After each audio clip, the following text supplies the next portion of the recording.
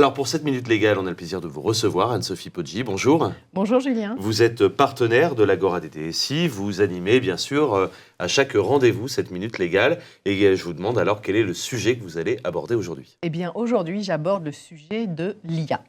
L'IA dont l'usage est largement répandu dans la sphère privée comme professionnelle, sans aucun cadre. Donc ces IA fonctionnent en traitant de grandes quantités de données au stade de l'entraînement du modèle comme en production. Ces données peuvent inclure des données protégées par le droit de la propriété intellectuelle, des données à caractère personnel, des données confidentielles, mais aussi des données corrompues par des acteurs malveillants. Aussi, l'utilisation d'un système d'IA soulève de nombreux risques à encadrer, la qualité, la sécurité, la licéité des données qui nourrissent l'IA, la propriété intellectuelle des contenus générés par l'IA, la confidentialité des données de l'entreprise traitées par une IA dans un SaaS, par exemple. L'Europe est la première au niveau mondial à s'être emparée du sujet. Le projet de règlement européen sur l'IA, qu'on appelle l'IA Act, en discussion maintenant depuis 2 ans et demi, vient de faire l'objet d'un compromis entre les institutions le 8 décembre dernier. Le Parlement européen défendait une vision centrée sur la protection des libertés, alors que le Conseil européen et certains États, dont la France, défendaient une approche soucieuse de préserver la compétitivité des entreprises européennes. Donc, ce règlement se rapprochera du RGPD, dans le sens où son application sera extraterritoriale et fixera un premier standard pour les acteurs non européens du secteur.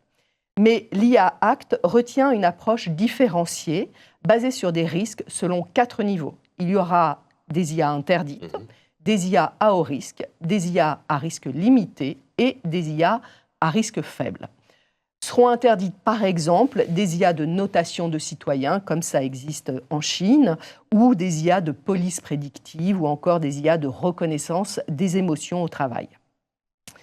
Les obligations dépendront du risque et de la taille des acteurs. Seront concernées des entreprises spécialisées dans l'IA, mais également des entreprises utilisatrices qui devront réaliser des analyses d'impact pour les systèmes à haut risque. Un point dur de la négociation concernait les modèles de fondation, qui sont ces formes d'IA génératives de grande taille, entraînées sur une grande quantité de données. Et le compromis encadrera également ces modèles spécifiques. Donc la version définitive de l'IA est attendue pour le printemps prochain, avec une mise en vigueur progressive d'ici 2025.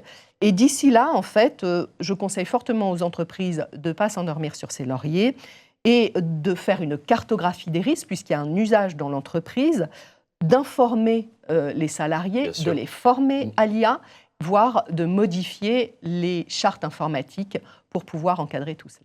Et puis on le sait, plein de membres qui démarrent aussi des projets d'IA et donc d'inclure le plan légal dès le démarrage du projet.